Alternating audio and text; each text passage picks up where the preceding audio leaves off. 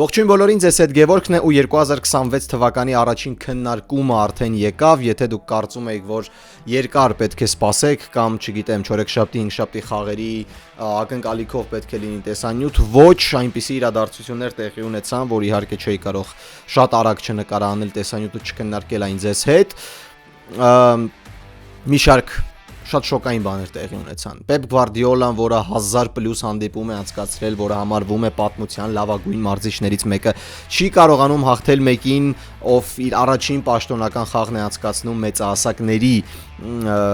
շրջանակում, իր առաջին պրոֆեսիոնալ հանդիպումներ որպես այդպիսին,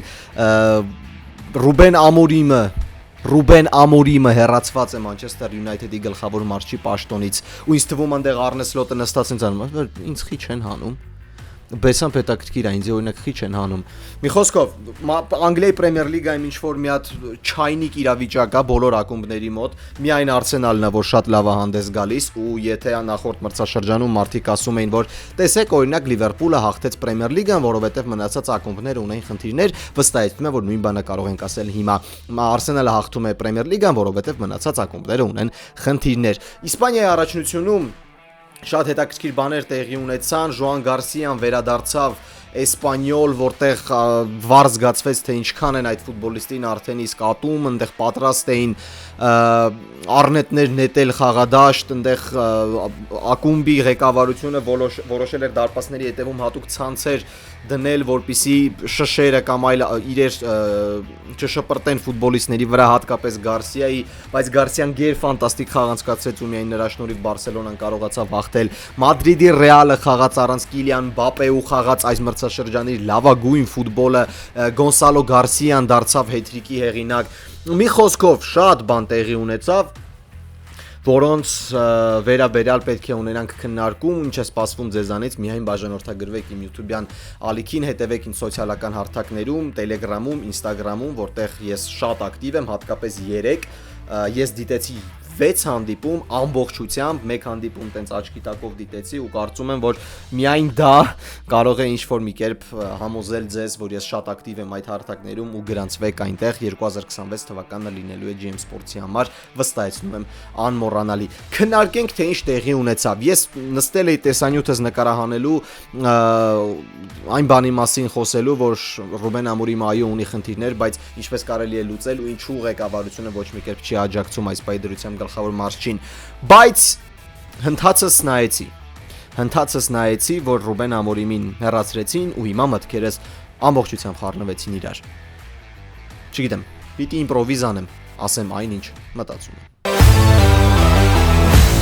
Դե ընկերներ, կարծում եմ սկսենք երևի թե ամենատակ թեմայից, ճիշտ է, ես ուզում եմ Մանչեսթեր Սիթի Չելսի հանդիպան մասին խոսել ի սկզբանե, բայց խոսում եմ Մանչեսթեր Յունայթեդի մասին։ Մանչեսթեր Յունայթեդը հերթական խաղում չկարողացավ հաղթել, Լիդս Յունայթեդի դեմ Վարդերի դերբիում Մանչեսթեր Յունայթեդը չհաղթեց 1-1 ու սա արդեն երևի թե թվով որն էր երկրորդ հանդիպումն անընդմեջ էր ու ընդհանրապես երրորդ հանդիպումը վերջին խաղերում, որտեղ Մանչեսթեր Յունայթեդը չի կարողանում հաղթել մրցակցին։ Ճիշտ է, եթե նայում ես այն իրավիճակին, որտեղ գտնվում է Մանչեսթեր Յունայթեդը 3 հանդիպում անպարտելի մնալը արդեն իսկ լավ է, բայց Վուլվերհեմպտոն վերջին տեղի թիմ ու Լիդս Յունայթեդ թիմ, որին պետք է իհարկե Մանչեսթեր Յունայթեդի պես գերակումբ հաղթել, ոչ ոքի խաղալ արդեն իսկ բարդ իրավիճակ է, բայց Մանչեսթեր Յունայթեդում հիմա այլ զարգացումներ են ընթանում ու հիմա դրա մասին իհարկե ֆուտբոլի կոնկրետ խաղադաշտում տեղի ունեցածի մասին իհարկե պետք չէ։ Ինչն է կարևոր։ Խաղից հետո Լիդս Յունայթեդի դեմ խաղից հետո Ռուբեն Ամորիմը ըստ մի շարք լրագրողներից, ընդ շատերի եմ հետևում, Դավիթ Օրնշտայն, Բեն Ջեյկոբս, Ջեյմս Փիրս, մարդիկ, որոնք շատ ակտուալ են, մարդիկ, որոնք շատ են խոսում Պրեմիեր լիգայի մասին, որոնք ներկա են այդ ասուլիսին, նշում եմ Ռուբեն Ամորիմը բավականաչափ զայրացած ու մի փոքր հիասթափված մտավ ասուլիսների սենյակ, ու թե ինչ ասեց Ռուբեն Ամորիմը, իրականում շատ ակտիվորեն ցնցեց սպորտային աշխարհը, ֆուտբոլային աշխարհը։ Ռուբեն Ամորիմը ասաց, որ ես եկել եմ այստեղ լինելու Մանչեսթեր Յունայթեդի մենեջեր, այլ ոչ թե գլխավոր մարզիչ։ Եթե ձեզ մոտ մի փոքր տարակուսանք է առաջացնում, թե օրինակ ինչ տարբերություն է մենեջեր ու գլխավոր մարզիչ, տպավորություն է, որ մենեջերն ուղղակի անգլերեն է, իսկ գլխավոր մարզիչը հայերեն։ Ոչ, ես ձեզ նշեմ, որ մենեջերի ու գլխավոր մարզչի մեջ կա մեծ տարբերություն ու այդ տարբերությունը գալիս է սահմանափակումներից որոշումների վերաբերյալ, այսինքն գլխավոր մարզիչը ունի սահմանափակ որոշումներ կայացնելու տրանսֆերային քաղաքականության ու օրինակ մարտավարական աշխատանքների մեջ, իսկ մենեջերը շատ է ներգրավված օրինակ սպորտային սկաուտինգի վերաբերյալ հարցերում, ակադեմիայի զարգացման հարցերում, ֆուտբոլիստների, երիտասարդ ֆուտբոլիստների հիմնական թիմ բերելու այնտեղ իրենց փորձելու հարցերում։ Մի խոսքով արտոնությունները մենեջերի շատ ավելի մեծ են, քան գլխավոր մարզչինը։ Գլխավոր մարզիչը զբաղվում է միայն գլխավոր թիմով ու միայն այսպես սուղ կետերի մեջ է ինքը խորացված։ Մարտավարություն, ֆուտբոլիստների ճիշտ դիրքավորում, խաղային պլան եւ այլն, ինքն ու իր մարզչական շտաբը։ Ու երբ Ռուբեն Ամորիմը նշեց, որ ինքը եկել էր այստեղ ու ինքը պայմանավորվածություն էր ձեռք բերել, որ լինելու է Մանչեսթեր Յունայթեդի մենեջերը, ի դեպ բանից հետո Սեր Ալեքս Ֆերգյուսոնից հետո ընդամենը մեկ անձնավորություն է եղել, որ հայտարարվել է որպես Մանչեսթեր Յունայթեդի մենեջեր, դա Էրիկ Տեն Հագն է, ու մենք տեսանք թե ինչ տեղի ունեցավ, երբ Էրիկ Տեն Հագը դարձավ մենեջեր, առաջին իսկ լուրջ խնդիրը եղավ Քրիշտիանո Ռոնալդու, հետո արդեն եկան մնացածը, ու արդյունքն այն էր, որ Էրիկ Տեն Հագը հեռացվեց։ Ռուբեն Ամորիմը տպավորություն ստեղծեց նշելով, որ ակումբի ղեկավարությունը չի պահում իր խոսքերը ու չի պահում այն խոստումները, որոնց մեջ իրանք համաձայնության են եկել, երբ Ամորիմը դարձավ գլխավոր մարզիչ։ Ինքը նշեց, որ սկաուտինգի բաժինը սպորտային տնօրինությունը պետք է անի իր աշխատանքը եւ ես կանեմ իմ աշխատանքը։ Դա կտևի 18 ամիս, հետո մենք կանցնենք առաջ։ Ինչի մասին է Ռուբեն Ամորիմը, նա ոչ ուղիղ, որ ասեց ես կոնֆլիկտ ունեմ ղեկավարության հետ, բայց ինքը շատ պարզ ձևով մեզ հասկացրեց, որ կա խնդիր ղեկավարության հետ ու նշելով, որ ղեկավարությունը չի աջակցում Ռուբեն Ամորիմին հատկապես ձմեռային տրանսֆերային պատուհանի ընթացքում։ Ես դիտեցի, թե ումա ձեռք բերել Մանչեսթեր Յունայթեդը ամռանը, որոնք ամբողջությամբ ցանկությունն է Ռուբեն Ամորիմի, բերելա Բենջամին Շեշկո, Բրայան Բեմո, Մատեուս Կունյա եւ Սենել Լամենս, ֆուտբոլիստներ, որոնք այս պայդրությամբ եղանակ են։ Հələ Բենջամին Շեշկոն եղանակ չի փոխում։ Ֆուտբոլիստներ, որոնք այս պայդրությամբ բացի Շեշկոից եղանակ են փոխում Մանչեսթեր Յունայթեդում։ Բայց եթե մենք հիշենք ում էր ուզում կոնկրետ Ռուբեն Ամորիմը, ինքը փաստացի չի ստացել այդ ֆուտբոլիստներին, այսինքն ինքը ուզում էր կենտրոնական հարձակվող Վիկտոր Գյոկերեշի տեսքով եւ ուզում էր դարպասապահ Էմիլիանո Մարտինեսի տեսքով։ Ինքը ոչ Մարտինեսին ստացավ, ինքը ոչ Գյոկերեշին ստացավ։ Մանչեսթեր Յունայթեդը շեշտադրում կատարեց երիտասարդության վրա, բերեց Սենել Լամենս ու բերեց Բենջամին Շեշկո։ Շեշկոն ընդհանրապես ինքն իրան չի արդարացնում ու երևի թե հարցեր է առաջանում ինչու Մանչեսթեր Յունայթեդի ղեկավարությունը չի խոսում Շեշկոյի մասին կամ չի քննադատում Բենջամին Շեշկոին կամ չի ոչ թե ուղիղ ղեկավարությունը պետք է քննադատի կամ գուցե քննադատում է, մենք նման բան իհարկե չենք իմանա, որովհետև այդ ամենը լինում է կուլիսների ետևում, բայց վստահաբար կարող եմ ասել, որ Մանչեսթեր Յունայթեդը, ինչպես եւ մնացած մեծանուն ակումբներ ունեն իրենց գրպանի լրագրողներին, որոնք կարող են այս կամ այն բաները ցիտել ղեկավարության անունից, բայց ոչ ուղիղ այդ շեշտադրումը կատարելով։ Նման բան մենք Շեշկոյի անվան հասցեին չենք տեսել։ Դե իսկ Սենել Լամենսը լավ է հանդես գալիս։ Փաստացի Մանչեսթեր Յունայթեդի գլխավոր մարզիչը, ոչ թե մենեջերը, գլխավոր մարզիչ Ռուբեն Ամորիմը ստացավ ֆուտբոլիստներին, նրա համար ծախսեցին 200 միլիոն եվրո, բայց ոչ այն ֆուտբոլիստներն էին, որոնք Ռուբեն Ամորիմը ցանկանում էր։ Իսկ ձմեռային տրանսֆերային պատուհանի ընթացքում հաշվի առնելով, որ չկա Ֆերնանդեշը, չկա Մաունթը, չկա Մագուայրը, չկա Դելիկտը, Աֆրիկայի գավաթի խարակության պատճառով բացակայում են երկու կարևոր ֆուտբոլիստներ, մնացած խաղացողները անդերպերֆորմանս են անում։ Ոչ մի կերպ Մանչեսթեր Յունայթեդին չի օգնում Ռուբեն Ամորիմին։ Մանչեսթեր Յունայթեդը ոչ մի կերպ չի ցանկանում աջակցել Ռուբեն Ամորիմին ու այս պայդրությամբ ամբողջ մեղավորությունը ընկավ հենց Ռուբեն Ամորիմի վրա։ Բացի դրանից ես կարդացի, որ ներողություն ակումբի ղեկավարությունը ու հատկապես բանը ես հիմա փորձեմ գտնել նրա անունը ակումբի սպորտային տնօրենը Ջեյսոն Ուիլքոքսը մեծ բան էր տեսնում, հարցեր էր տեսնում Ռուբեն Ամորիմի մարտավարական սխեմայի վերաբերյալ 3-4-3 ձմռանը Մանչեսթեր Յունայթեդը մտավ շատ կարճ պայքարի մեջ Անտուան Սեմենյոյի համար,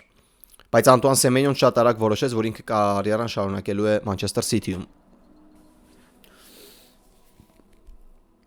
ու այդտեղ եւս մենք տեսանք աջակցության բացակայություն գլխավոր մարշի նկատմամբ։ Ինչի համար է այս ամենը։ Ուր է տանելու Manchester United-ի կոստյումներով մարդկանց այս որոշումները։ Նախ ես նշեմ, որ երբ Manchester United-ը 14 ամիս առաջ հրավիրեց Ռուբեն Ամորիմին, այդ փառահեղ շրջանից հետո Սպորտինգում,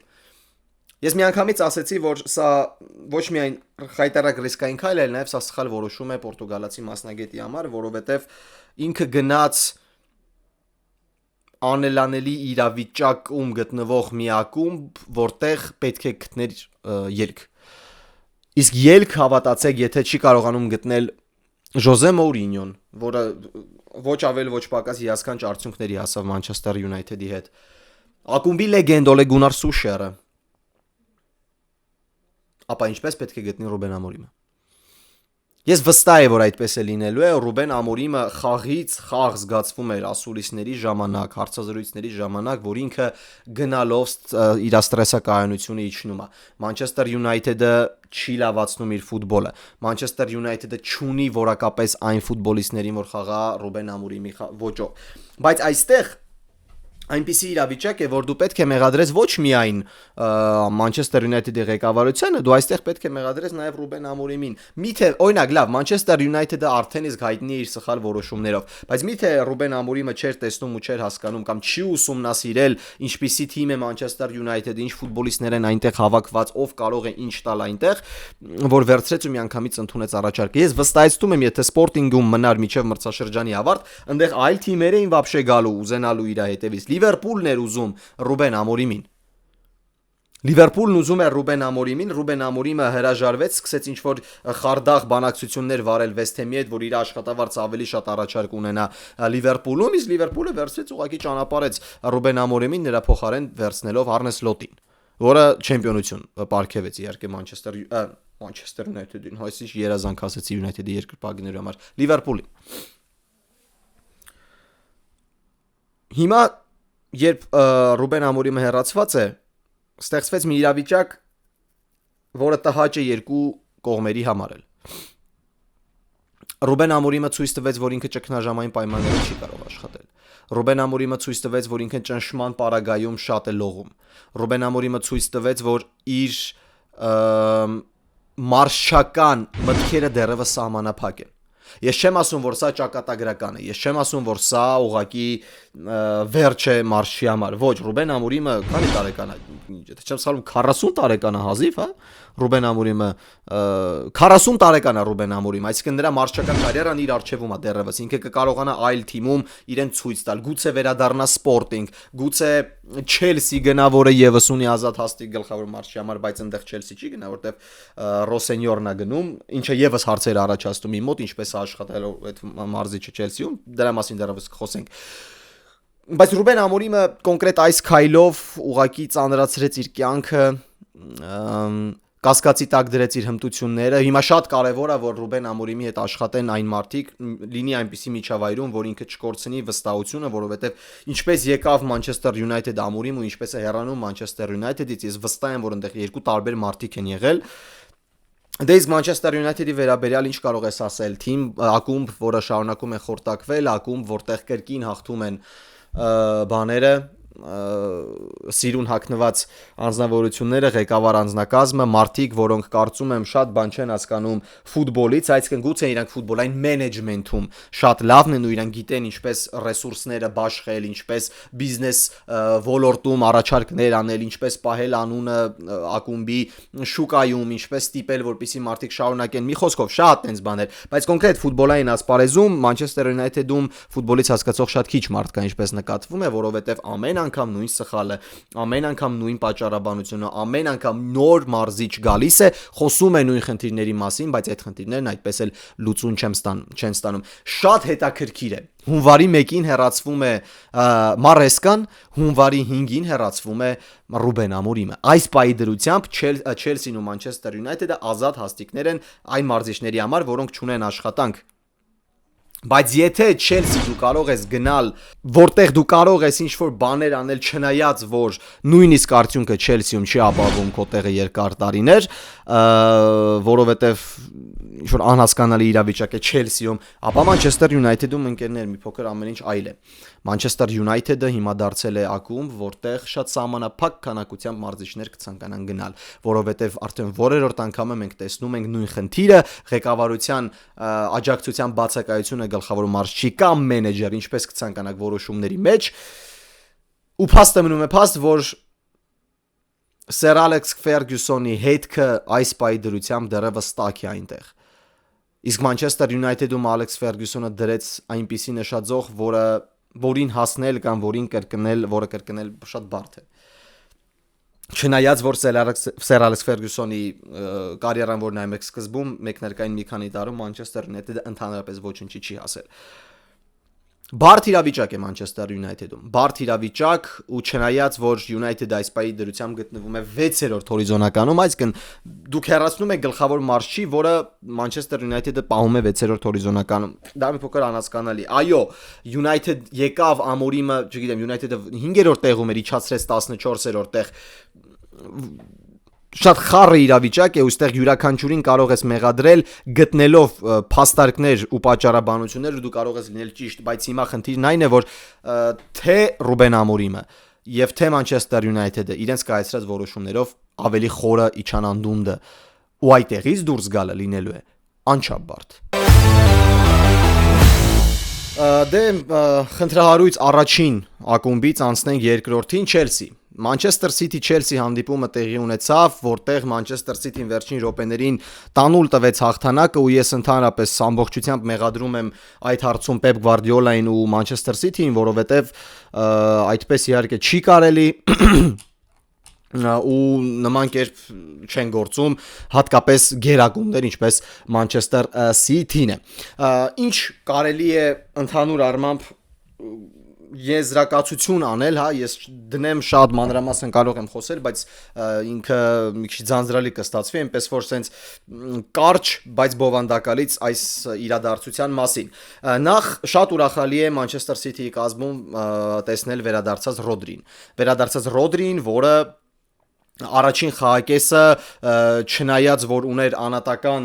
պրեսինգ Ժուաո Պեդրոյի կողմից խաղաց ֆանտաստիկ ֆուտբոլ, ինքը շատ ճիշտ կարողանում է հասկանալ պահը, ինքը իր թայմինգը հիասքանչ է, ինքը ճիշտ է գտնում ֆուտբոլիստներին, ինքը ճիշտ է կառուցում պաշտպանությունից հարձակում անցումը, մի խոսքով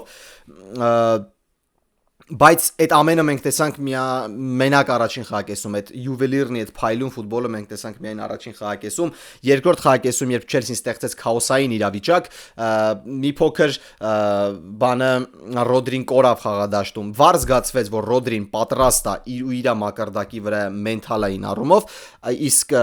ֆիզիկական պատրաստվածությամբ դեռևս ամբողջությամբ պատրաստ չի, ինքը երկար ժամանակ չէր եղել մեկներկային կազմում, վերադարձավ Չելսիի դեմ ու մի խոսքով ընդհանուր առմամբ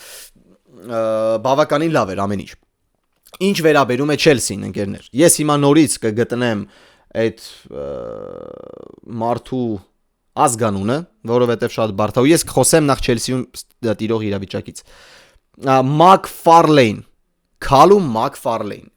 Եթե ձեզ ոչ մի բան չի ասում այս անուն ազգանունը, ես ձեզ ամբողջությամբ հասկանում եմ, ինչու, որովհետև ես եւս Chelsea տեղադրած նորությունից առաջ ընդհանրապես ոչ մի բան չգիտեի այս անձնավորության մասին։ Բանից պարզվում է, որ Քալում նորից պիտի կարդամ։ Քալում Մակֆարլեյնը ինքը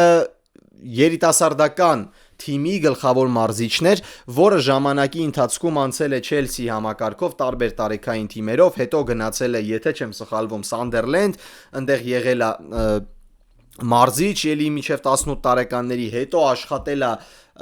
Manchester City-ում, որտեղ էլ ծանոթացել է Էնցո Մարեսկայի հետ, նշվում է, որ ինքն ու Էնցո Մարեսկան շատ լավ հարաբերությունների մեջ էին եւ այլն, հետո արդեն վերադարձել է Chelsea ու աշխատել մինչև 21 տարեկանների թիմի հետ։ Ու ինքը նույնիսկ չի ունեցել թույլտվություն մտնելու բազա այնտեղ, որտեղ հիմնական թիմն է մարզվում, աշխատում, հանգստանում եւ այլն, բարձվում են դե շատ չորա ամեն ինչ։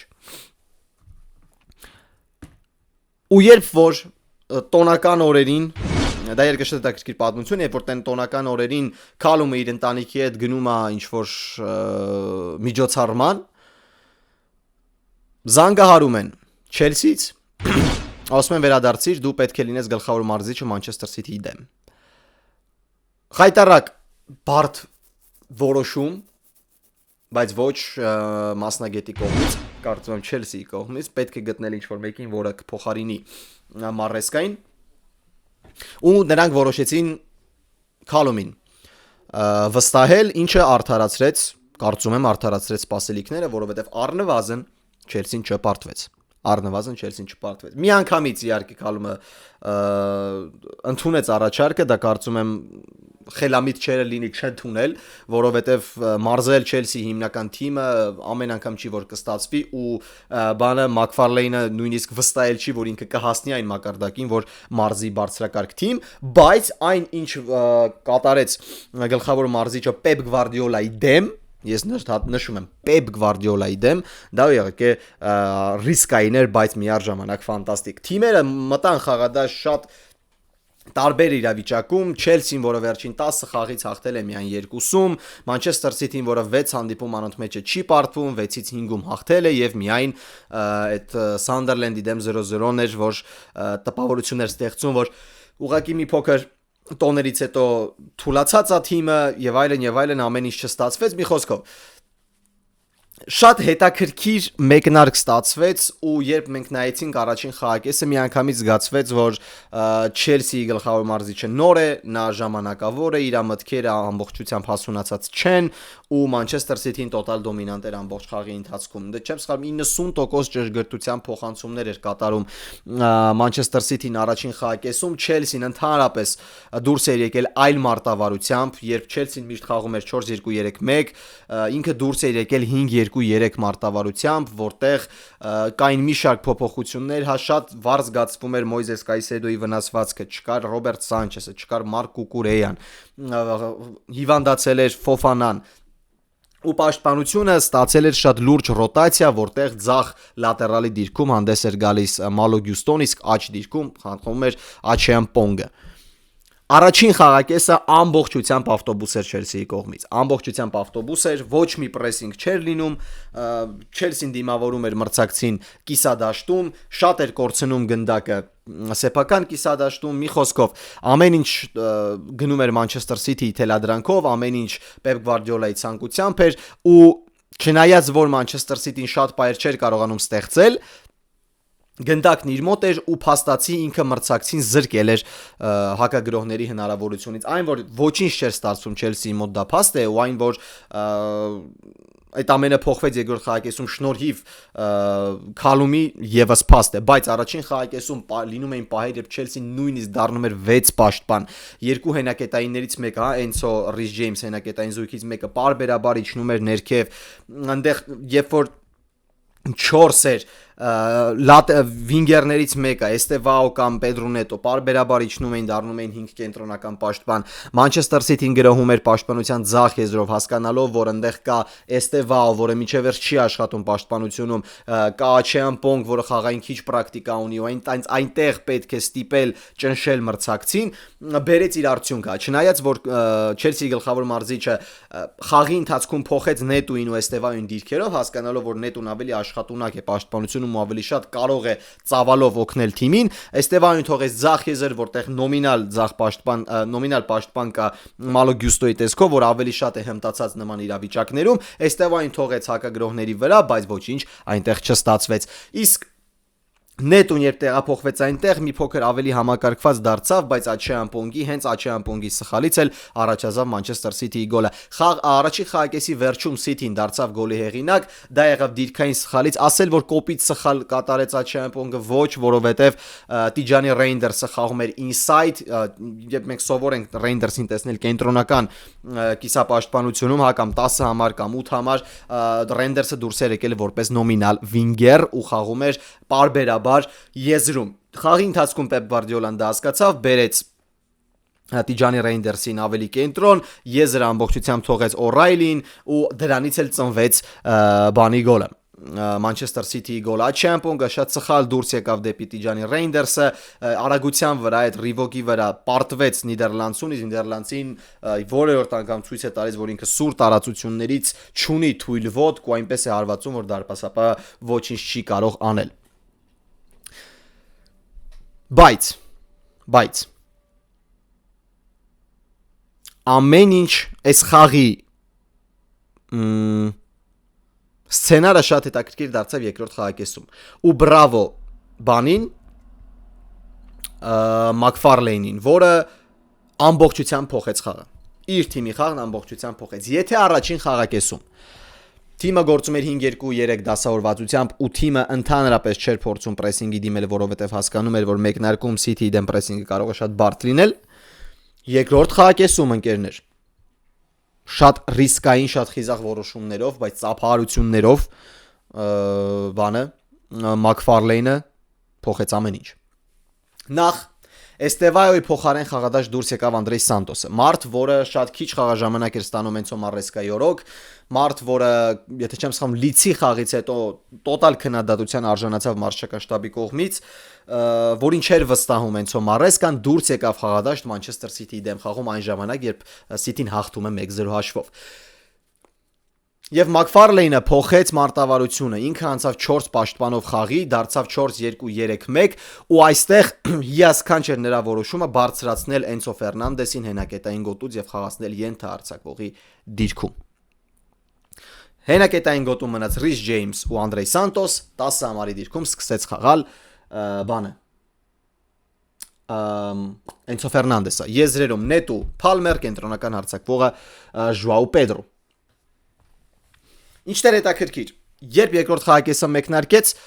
ու դա շատ կարևոր է, ինչը ես նշել էի Արնե Սլոտի առաջին մրցաշրջանում ու խելացի մարզիչները հիմնականում այդպես են գործում, երբ դու տեսնում ես, որ աշխատում է մի համակարգ, դու այդ համակարգը ընդհանրապես չես փոխում։ Ու Մակֆարլեյնը բացի սպասողական պաշտպանությունից տեղափոխել բարձր պրեսինգի Մանչեսթեր Սիթիի դեմ, նա այդ պրեսինգը դարձրեց անհատական, ինչը առաջացրեց քաոս, բայց միաժամանակ ինչը մեծ ռիսկի բերեց այն փաստով, որ Մանչեսթեր Սիթին յուրաքանչյուր պահի կարող է փախնել սուր գրոհի ու այդ ժամանակ այնտեղ երկուսի դեմ էին խաղում Աշերկի Հոլանդը ընդդեմ երկու կենտրոնական պաշտպանների Չալոբա ու Բադիաշիլ։ Նման իրավիճակներում շատ վտանգավոր է խաղալ պաշտպանությունում, բայց պետք էր գնալ ռիսկի, քանի որ դու պարտվողի կարգավիճակում ես։ City-ի մոտ փաստացի, երբ Չելսին երկրորդ խաղակեսում խաղում էր ամբողջական պրեսինգով, ազատ տարածություններ, ազատ տարբերակներ չէր մնում։ Առանց վերահսկողության էր միայն Ջանլուիջի Դոնառուման։ Ու այստեղ գալիս է շատ հետաքրքիր մի իրավիճակ, որը արտացոլում է նախկին տարիների Մանչեսթեր Սիթիին այս սեզոնի Մանչեսթեր Սիթիի հետ։ Նախ բոլորս էլ գիտենք, որ Էդերսոնը Ջանլուիջի Դոնառումա չէ, իսկ Ջանլուիջի Դոնառուման Էդերսոն չէ։ Երբ Էդերսոնի տարիներին նման իրավիճակներում դարպասապահը դառնում էր իր կատարած փոխանցումները դառնում էին արդյունավետ դեպի Հոլանդը, ու մենք առաջին անգամ չի որ տեսել ենք, երբ թիմը մրցակիցը բարձր պրեսինգով դիմավորում է, եւ Մանչեսթեր Սիթին կարճ բիլդափով չի կարողանում դուրս գալ, Էդերսոնը շատ ճշգրիտ փոխանցումով գնդակը հասցնում էր միանգամից հարձակվանգից, որտեղից էլ արդեն գրոհը զարգանում էր կամ էլ եզրափակում էր Հոլանդը։ Ջանլուիջի Դոնառուման չի տիրապետում այդ ամենին։ Դոնառուման ոտքով խաղով երբեք չի փայլել, ու Դոնառուման քանի որ միակ տարբերակն էր, որի հետ կարելի է հանգիստ գնդակ գլորել, ուղղակի ստիպեց Չելսին, որպեսզի Մանչեսթեր Սիթին շատ սխալվի։ 92% փոխանցումների ճշգրտությունից առաջին խաղակեսում, երկրորդ խաղակեսում այն իջավ մինչև 80%։ Հաշվի առնենք, որ Մանչեսթեր Սիթին ունեցավ շատ լուրջ կորուստներ խաղի ընթացքում, վնասված ստացան կենտրոնական պաշտպանների զույգը Յոշկո Գվարդիոլը ու Ռուբեն Դիաշը, նրան փոխարինեցին կազմում պաշտպանությունում ամենաթույլ ոտքով խաղացող երկու ֆուտբոլիստները Նաթանակեն ու Աբդուկոդիր Խուսանովը, ու ամեն ինչ տարավ նրան, որ այն քաոսը, որը ստեղծեց Չելսին, որը ստեղծեց գլխավոր մարզիչը, բերեց իր արդյունքը, բայց ես ինչու եմ վերնագրի մեջ գրել, որ Պեպ Գվարդիոլան նահանջել է։ Պեպ Գվարդիոլան նահանջել է այն առումով, որ երբ ժամանակին մենք հիշում ենք այն Սենտուրիոս տարին 100 միավոր 3 տարի 4 տարի անց Պրեմիեր լիգա հաղթել է յուրաքանչյուր խաղում որտեղ Պեպ Գվարդիոլան պետք է սպաներ հանդիպումը ինքը սպանում էր այդ հանդիպումը ու հետո խաղում էր ժամանակի վրա երբ պետք էր վերջին երկու մրցաշրջանների Պեպ Գվարդիոլան կորցրել է այդ թայմինգը ինքը չգիտի երբ աշխատի հաշվի վրա ինքը չգիտի երբ սպանի խաղը ու փոփոխությունները, որոնք կատարում էր Պեպ Գվարդիոլան, ընդհանրապես միայն հակագրոհների համար էր։ Դոկուն, որ մտավ խաղադաշտ, հակագրոհի համար էր։ Միայն։ Ու վերջ, հասկանում եք։ Մեկ փոփոխություն է կատարում ոչ պարտադիր, այսինքն վնասվածքներից զատ բանը Պեպ Գվարդիոլան դուրս է բերում դոկուին, ֆուտբոլիստ, որը կարող է գնդակ պահել, ու ֆուտբոլիստ, որը կարող է հակագրոհների վրա լավ աշխատել։ Այդ пассивությունը, այդ չեմ ուզում ասել վախկոտություն, որտեղ չեմ հարում Պեպ Գվարդիոլային վախկոտ մարզիչ, բայց ահազանգը, որ գուցե նման իրավիճակներում դու խաղ պարտվես կամ խաղ տանուլ տաս, հենց այդ ահազանգերն են ու այդ զգուշությունն է, որ չի բերում հաղթանակներ։ Կա չէ խոսք ով ռիսկի չի դիմում ինքը շամպայն չի խմում։ Պեպ Գվարդիոլան չգնաց ռիսկի, ինքը չգնաց խաղը սպանելու։ Ինքը հանդիպման 60 քանի օր դրոպեից գնաց հաշիվը պահելու վրա։ Իսկ հալումը դուրս բերեց ֆուտբոլիստների, որոնք առաջացնեն տոտալ քաոս։ Ինքը դուրս բերեց դասական 9 համար Դելապին, որը լավ է դրիբլինգով, որը աշխատում է ֆիզիկական պայքարի մեջ ու որը ուղղակի Խուսանով Ակեզույքին բերեց անելանալի իրավիճակում, որ մեկը պահի այդ ֆուտբոլիստին։ Արդյունքում Մալո Գյուստոյի փոխանցումը եզրափակում է Էնցո Ֆերնանդեսը, ու Էնցո Ֆերնանդեսը դառնում է հանդիպման լավագույն ֆուտբոլիստը միայն նրա համար, որ ինքը գտնվեց ճիշտ պահին, ճիշտ տեղում ու ինքը կատարեց իր ճիշտ աշխատանքը երկրորդ խաղակեսում։ 10 համարի դիրքում ֆուտբոլիստ, որը կենտրոնական արձակվողից հետո մշտապես մտնում է Տուգանային հրապարակ, արեց իր գործը հիասքանչ Էնցո Ֆերնանդեսը ու մեկ միավոր պարգևեց Չելսին։ Ծայրահեղ արժանի ֆուտբոլ ցույց տվեց Չելսին։ Հաշվի առնելով այն կորուստները, որոնք իրանք ունեն, ու հաշվի առնելով թե ինչ է կատարվում ակումբում։ Չելսին կատարեց շատ արժանի քայլերով ֆուտբոլ ու չպարտվեց։ Առաջին խաղակեսում Մակֆարլեյնը առաջարկեց սպասումով ֆուտբոլ, չեմ ուզում ասել ավտոբուս, շատ պաշտպանողական ոճի ֆուտբոլ, որը անթերի չէր, բայց աշխատեց, քանզի Մանչեսթեր Սիթին ընդամենը 1 պահ իրացրեց։ Երկրորդում չկորցնելով ժամանակ փոխեց մարտավարական սխեման ու տարավ թիմին ավելի ակտիվ ռեժիմ, ինչը բերեց իր արդյունքը։ Ճիշտ է, այս իրավիճակը կարող էր երկու կողմերով էլ ավարտվել, համ շատ լավ, համ շատ վատ, բայց փաստը մնում է փաստ, որ երիտասարդ անփորձ մարշի կայացրած որոշումը բերեց իր արդյունքը։ Իսկ Մանչեսթեր Սիթին կորցրեց շատ կարևոր միավորներ, եթե նայենք չեմպիոնական պայքարի կոնտեքստում։ Չելսին, ես ուզում եմ դուք հասկանաք ընկերներ, նույնիսկ ամենավատ իրավիճակում գտնվող Չելսին կարող է խայթել։ Ու Չելսին խայթեց։ Չգիտեմ, ինչ կասեք դուք ընկերներ։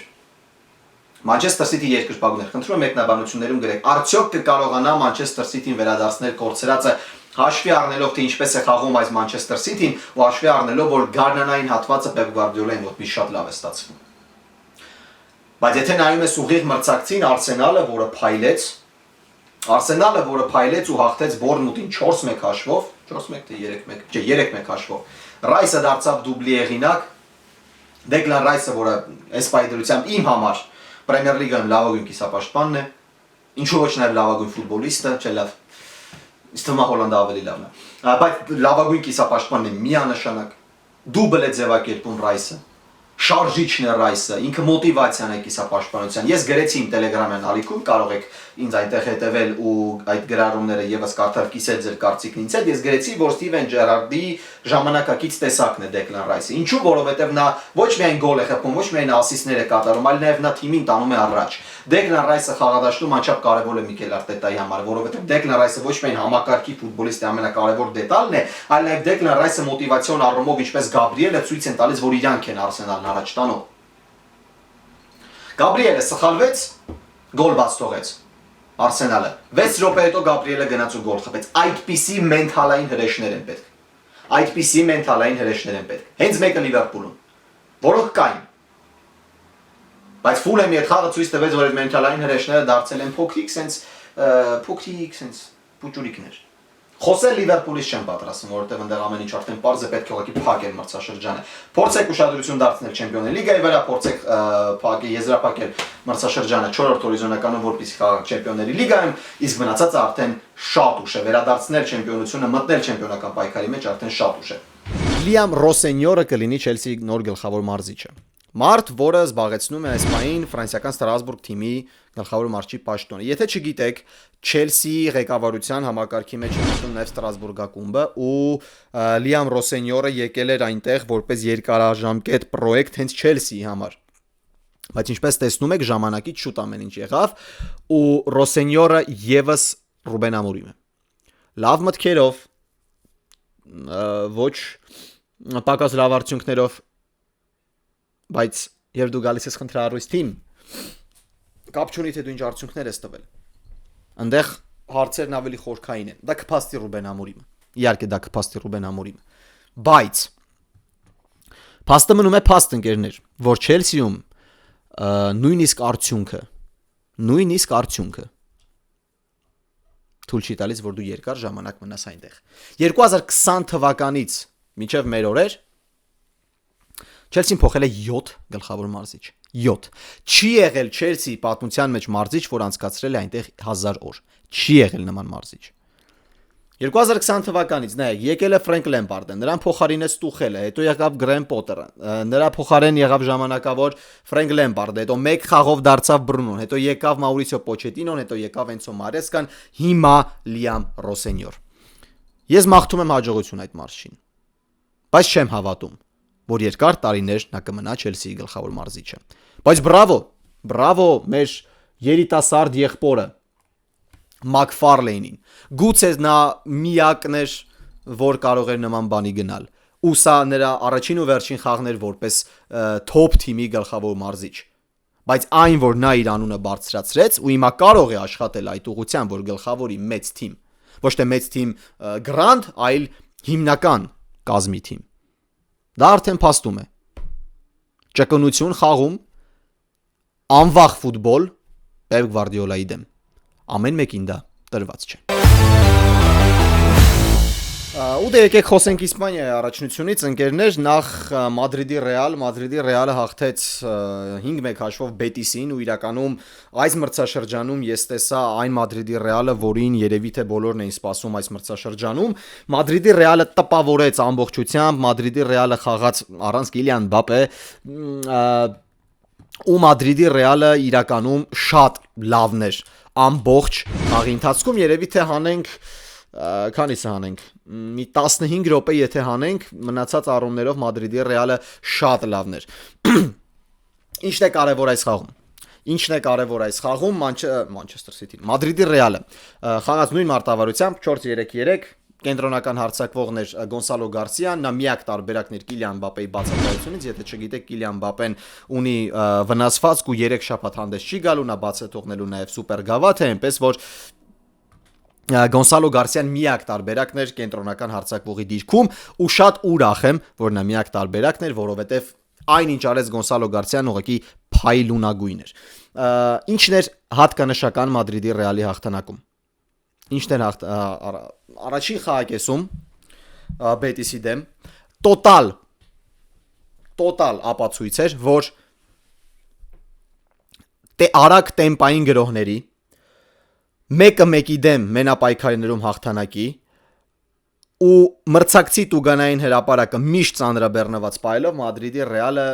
Մադրիդի Ռեալին շատ ավելի հեշտ է ստեղծել պահեր, ձեռք բերել ստանդարտներ ու դառնալ գոլի եղինակ։ Շատ ավելի հեշտ է։ Դա Խաբի Ալոնսոյի ոչն է, ընկերներ։ Դա Խաբի Ալոնսոյի ոչն է, որը ինքը ուզում էր ի սկզբանե, ուղղակի ինքը աշխատում է այնպիսի սուպերաստղերի հետ, որոնք չեն ուզում անել դա։ Դա փաստ է։ Ես հիմա կապացուցեմ ձեզ։ Այո, եթե տենց մենք խոսանք, տպավորություն է ստեղծվում, որ էսի շատ բազային բաներ են ու ամենապարզ բանն է, բայց ռեալին մի քանի ամսվա ընթացքում, այս վերջին մի քանի ամիսների ընթացքում հենց այս ամենն էր պակասում։ Տեմպային ֆուտբոլ, մրցակցի տուգանայինի ծանրաբեռնում միշտ ու կոնկրետ համակարգված հարցակում, որտեղ յուրաքանչյուրը գիտի, թե ինքը ինչ պիտի անի։ Մադրիդի Ռեալը ոչնչացրեց Բետիսին հարցակման գծում 3 հիմնական կետով։ Նախ Վինիսիուսը շատ վստահ էր խաղում 1-1-ի դեմ։ Ճիշտ է, ես խաղից հետո ասացի, որ Վինիսիուսը կորել էր խաղադաշտում համեմատած մնացածի, ու դա այդպես է։ Բայց Վինիսիուսը լատերալներին 1-1-ի դեմ հիասքանչ չէր անցնում։ Բրազիլացին եթե չեմ սխալվում, 4 անգամ 1-1-ի դեմ գնաց, հեսա փորձեմ գտնել իր անունը, ես գրել եմ, որտեղ ոչ բոլորին գիտեմ, Անխել Օրտիսին 4 անգամ գնաց դրիբլինգի Անխել Օրտիսի դիմաց, 4-ում էլ շրջանցեց, 1-ի դեպքում նստեցրեց Օրտիսին դեղին քարտի վրա։ Ու դրա պատճառով էլ Մանուել Պելեգրինին երկրորդ խաղակեսում հանեց Օրտիսին ու դրեց Հեկտոր Բելերին։ Կարևորագույն դետալը, կարևորագույն ֆուտբոլիստը Ռեալ Մադրիդի հարցակման գծում դա Գոնսալո Գարսիան էր։ Ինքը քաշում էր կենտրոնական պաշտպաններին իր վրա, իր շարժումներով, իր պրեսինգով, իր խելացի ֆուտբոլով, չնայած որ փորձն այդքան էլ շատ չէ։ Ինքը քաշում էր այդ ֆուտբոլիստներին, կենտրոնական պաշտպաններին, տալով Ռոդրիգոին ու Վինիսիուսին 1-1-ի դեմ գործելու տոտալ հնարավորություն։ Գոնսալո Գարսիան ցույց տվեց, թե ինչ խելացի է նա, երբ կատարում է խելացի մարշի առաջադրանքներ։ Գոնսալո Գարսիան հավաքելով իր շուրջ 2 կենտրոնական պաշտպանների թույլ չէր տալիս, որպեսզի այդ պաշտպանները անընդհատ գնային փոխօգնության եզրայիններին Վինիսիուսի ու Ռոդրիգոյի դեմ։ Ուղղակի թույլ չէր տալիս։ Եվ երրորդ ասպեկտը հարցակման գծում, որը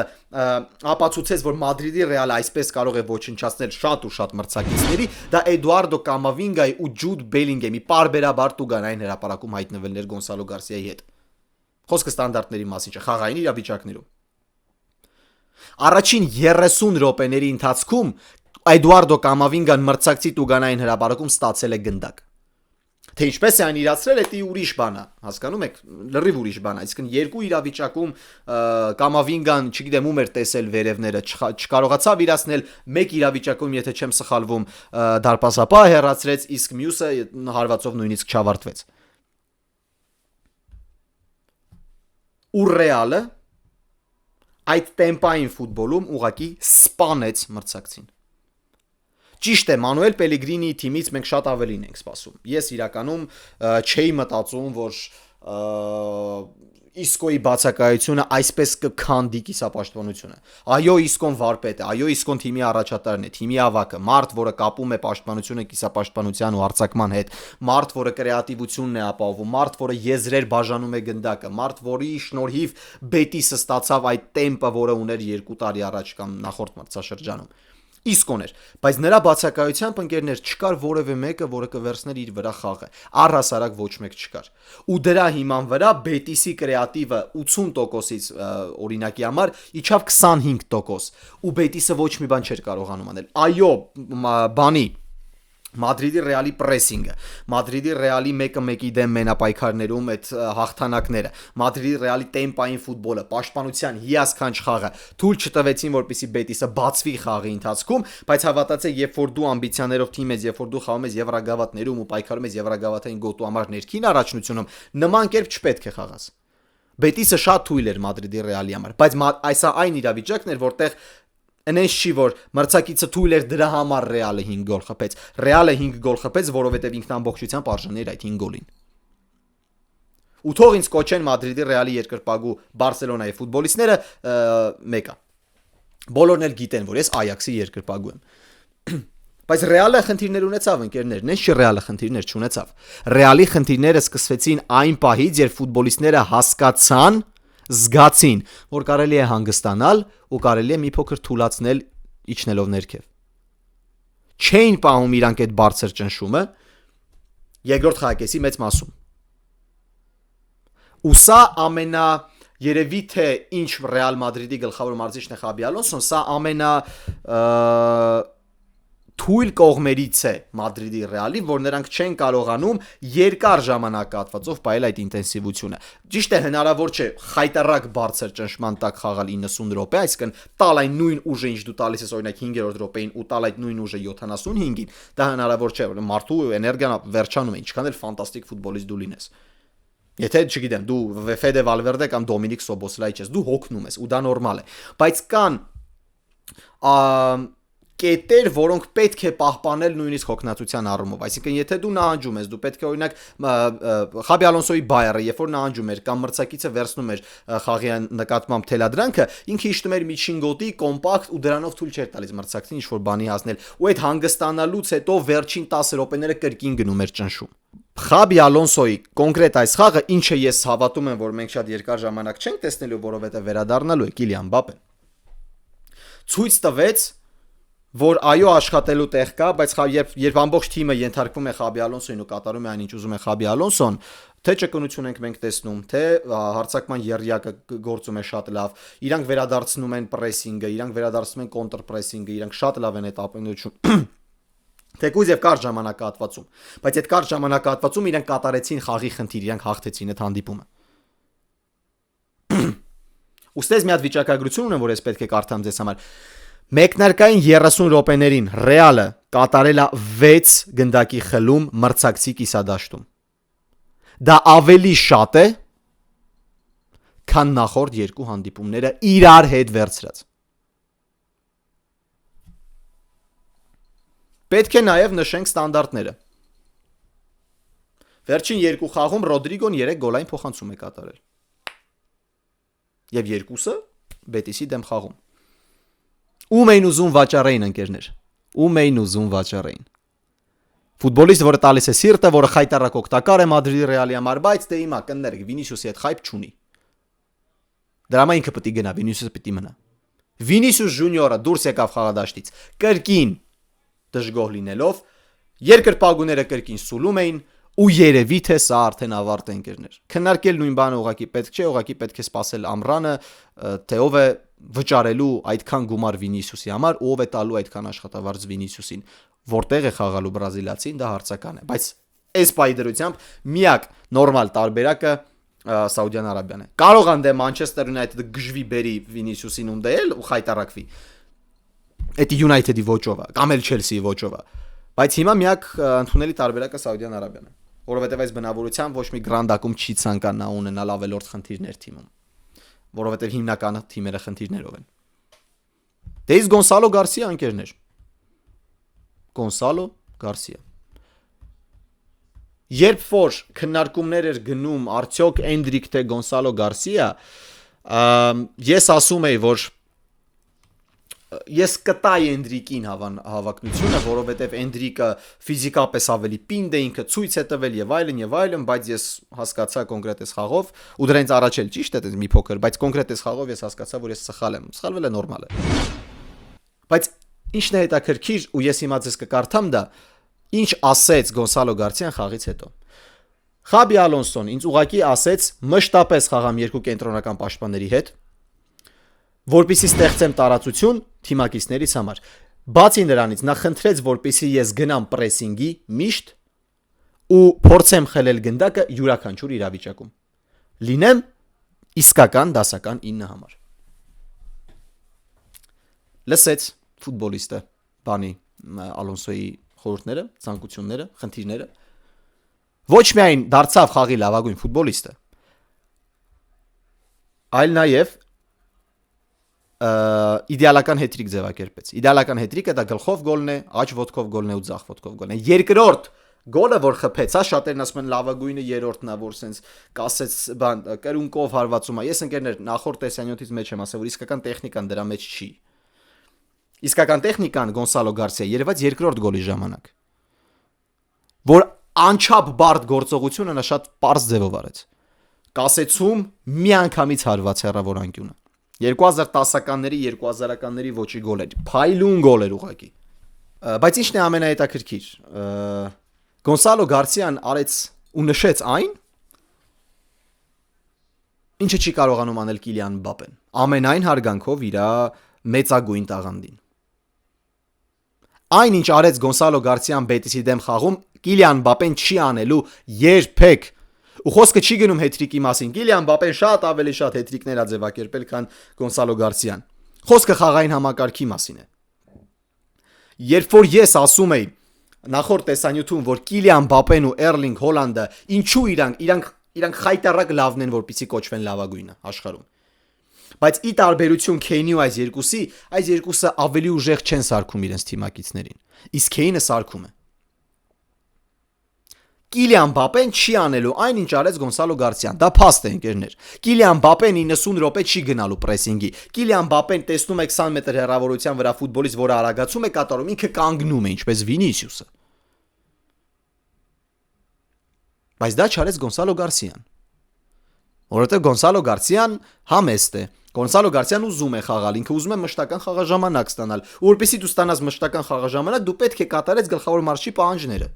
Ինքը կատարեց գլխավոր մարշի պահանջները, ինչը ապացուցեց, որ երբ դու ասում ես այն, ինչ անում են, ավելի շակարակ, անում ես այն, ինչ ասում են, ու դու դառնում ես ոչ միայն արդյունավետ,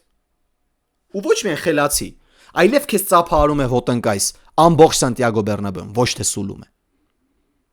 Ոտնկայս ծափահարում է ամբողջ Սանտիագո Բեռնաբեում։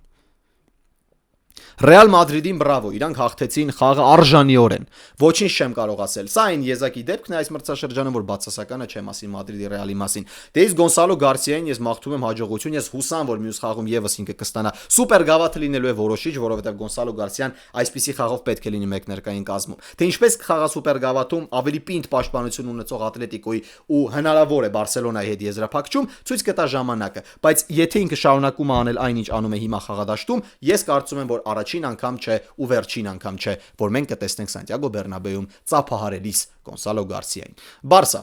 կատալոնական դերբի, որտեղ Բարսելոնան հաղթեց 2-0 հաշվով, բայց այստեղ կարելի է նշել, որ հաղթանակը եկավ ավելի շատ մրցակցի անզգույշ ու ոչ պատշաճ գրողների եզրափակման շնորհիվ։ Այստեղ շատ բան իհարկե պետք չի ասել կոնկրետես հանդիպման վերաբերյալ, որովհետև Բարսելոնան կրկին հաղթում է, չգիտեմ ինչ-որ անհասկանալի պատճառներով Հանսի Ֆլիկը կրկին քննադատությունների արժանում։ Ես ուղղակի չեմ հասկանում, ինչպես կարելի է, օրինակ Բարսայի երկրպագուներ, իհարկե ոչ բոլորին է դա վերաբերում, բայց ես տեսել եմ շատ մեկնաբանություններ, որտեղ Բարսան հաղթեց Իսպանյոլի 2-0, բայց քննադատում էին Հանսի Ֆլիկին, որ այ տես մենք ծանր ենք հաղթում, մենք սենց ենք անում, մենք նենց ենք անում։ Ես կշարունակեմ փաստել, երբ որ դու դառնում ես չեմպիոն, դու որպես ղեկավար պետք է աջակցես քո գլխավոր մարշին, ինչպես Լիվերպուլը աջակցեց Արնե Սլոտին։ Ինքը բերեց այն ֆուտբոլիստներին, որոնք Արնե Սլոտը ուզեց։ Թե հիմա ինչպես աշխատեց դա երկրորդ հարց է, բայց ինքը բերեց այն ֆուտբոլիստներին, որոնք Արնե Սլոտը ուզեց։ Իսկ Հանսի Ֆլիկը դարձավ գլխավոր մարզիչ, տարավ չեմպիոնության թիմը, ֆանտաստիկ ֆուտբոլ ցույց տվեց, իրան բերեցին Ռեշֆորդ։ Ինչ որ մեկը տեսավ Էսպանյոլի դեմ ինչ արեց Ռեշֆորդը։ Որտեղ ոչ մի բան չարեց։ Այ երկրորդ տրանսֆերը գլխարկս հանում եմ Ժուան Գարսիայի առաջ։ Շատ պատասխանատու խաղեր իրականում Ժուան Գարսիայի համար այս հանդիպումը, որովհետև գիտենք, հա, բոլորս պատմությունը, որ ինքը Էսպանյոլիսան էր, 15 տարեկանից համակարգում է, անցել է բոլոր տարիքայինների խմբերով, հետո հասել է հիմնական թիմ, սկզբում եղել է երկրորդ դարպասապահ Դիեգո Լոպեսից հետո դարձել է հիմնականը, մի խոսքով, Նեբիպա Պաչեկո եկավ, в общем, դարձավ հիմնականը, սիրվեց երկրպագուների կողմից, պահեց, օգնեց Էսպանյոլին մնալ Պրիմերայում իր ֆանտաստիկ խաղով, եւ հետո որոշեց գնալ Բարսա։ Իսկ մենք գիտենք, թե ինչ ճշնամանք ունեն Էսպանյոլն ու Բարսելոնան։ Ու երբ որ տեսանյութ կա, որ Ժուան Գարսիան դուրս է գալիս նախավարժանքի, սուլոցները ահռելի բարձր են, որ խաղի ընթացքում ամեն անգամ երբ դիպչում էր գնդակը Ժուան Գարսիայի ոտքին, երբ մտնում էր խաղի մեջ Ժուան Գարսիան, ահավոր սուլոցներ, Էսպանյոլի ղեկավարությունը ստիպված ցանցեր էր ամրացրել դարպասների հետևում, որ ինչ որ բաներ չշպրտեն Ժուան Գարսիայի ուղղությամբ։ Բայց բրավո Ժուան Գարսիային, որ ինքը ուղղակի կարողացավ հաղթել այդ մեծ ճնշումը, ինչը իհարկե ոչ բոլորի մոտ է ստացվում, հաղթել այդ մեծ ճնշումը, ցույց տալ ֆենոմենալ հանդիպում։ 7 սեյվ, թե 8 սեյվ կատարեց Ժուան Գարսիան խաղի ընթացքում։ Իհարկե շնորհակալություն, այնտեղ մի հատ բան կար, ինչ էր դրան, Ռոբերտո կենտրոնական, որ տախտկալի վատ ֆուտբոլ խաղալեց։ Արա ֆանտաստիկ վատ ֆուտբոլ խաղաց։ Ինչպես կարելի է նման իրավիճակներում այտենց վատ լինել ու երբ որ դու կենտրոնական հարձակվող ես։ 3-4 իրավիճակ ուղակի մսխեց։ Երբ առաջին խաղակեսում պարզ էր, որ Էսպանյոլը պաշտպանվում է, Բարսան ես շատ իմանամ ինչով է զբաղվում։ Երկրորդ խաղակեսը ավելի պարզ ֆուտբոլ գնաց։ Երկու թիմերը սկսեցին գրոհել։ Էսպանյոլը գրած ռիսկի, Էսպանյոլի ռիսկը արդարացավ, իրանք ստեղծեցին գոլային պահեր, Բարսայի պաշտպանությունը շարունակում է մնալ խոցելի։ Դա է Ֆլիկի առաջնային խնդիրը, իրան պետքա լավ կենտրոնական պաշտպան, որին չեն տալիս։ Ղեկավարությունը գնա։ Նայեք։ Եթե ղեկավարության որոշումն է Ժուլ Կունդեին տանել կենտրոնական պաշտպան իսկ Աջ Եզրային վերադարձնել Ժաո Կանսելոին, ես կարծում եմ, որ դա անմիտ է։ Իմ կարծիքով։ Որովհետև Ժուլ Կունդեն Եզրային պաշտպանում այդքան էլ վատը չի, ինքը լավն այնտեղ։ Պետքա լավ կենտրոնական պաշտպան, որին չի գտնում բանը։ Ցավոք սրտի։ Բարսան։ Բայց երկրորդ խաղակեսում բանի Էսպանյոլի ֆուտբոլիստների ռեալիզացիայի խնդիրը ու Հանսի Ֆլիկի ճշտգրիտ փոփոխությունները բերեցին Բարսային հաղթանակ։ 4 ֆուտբոլիստ դուրս եկավ խաղադաշտ, ընդամենը մեկը արդյունավետ գործողությամբ աչքի չընկավ։ Դա Պեդրին էր։ Չնայած որ Պեդրին դուրս եկավ խաղադաշտ, կենտրոնը դզվեց։ Ֆերմին Լոպեսը 2 գոլային փոխանցում, Դանի Օլմոն գոլ, Ռոբերտ Լևանդովսկին գոլ։ Ինչ եք դուք ուզում Հանսի Ֆլիկից Բարսայի երկրպագուներ։ Թիմը 9 հանդիպում կամ 10 հանդիպում անընդմեջ միայն հաղթում է։ Էլ ինչ է պետք։ Եթե Չելսիի ղեկավարությունը լիներ, ինձ թվում է իրան Ֆլիկին արդեն հանել էին ընկերներ, լուրջ եմ ասում։ Բայց Բարսան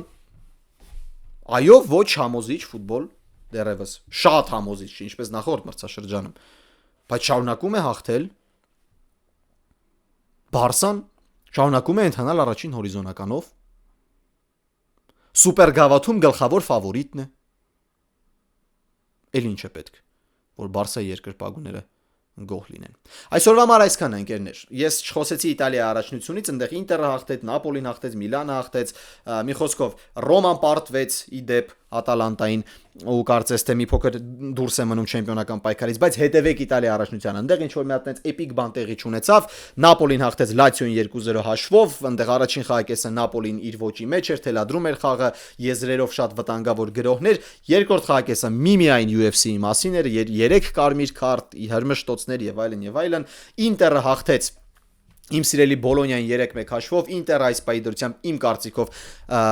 երկրորդ ամենահամակարգված ու ամենալավ ֆուտբոլ ցուցադրող թիմն է Նապոլիից հետո, դե իսկ Միլանը շարունակում է նվազագույն հաշվով Ալեգրիի ոճով հաղթել ու շարունակել չեմպիոնական պայքարը։ Իտալիայում ամեն ինչ շատ թեժ է։ Գնացեք հետևեք, ես ուղղակի սպասում եմ ինչ-որ մի հատ թոփ հանդիպման, մի հատ իրար հետ հենց հիմա նայենք, տեսնենք ինչ հանդիպում կա առաջիկայում Իտալիայի առաջնությունում, որ մենք կարող ենք դիտել, Սասուոլո չէ, առաջիկա խաղը, որը տենց թոփ է, այս տուրում չունենք։ Մյուս տուրում Ինտեր-Նապոլի